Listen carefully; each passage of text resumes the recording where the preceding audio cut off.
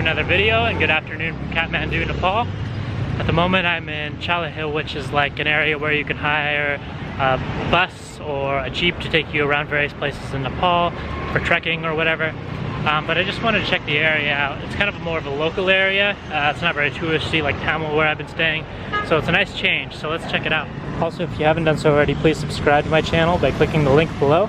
It only takes a second and it helps me out a lot.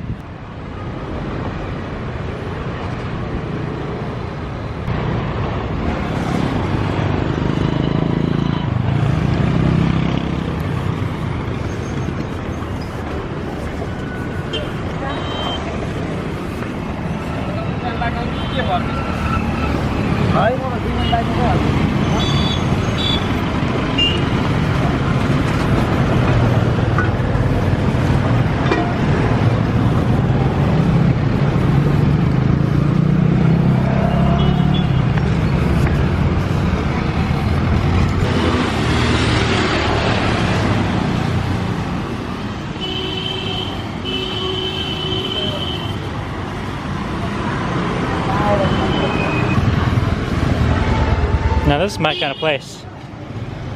Not a foreigner in sight, not a tourist shop in sight.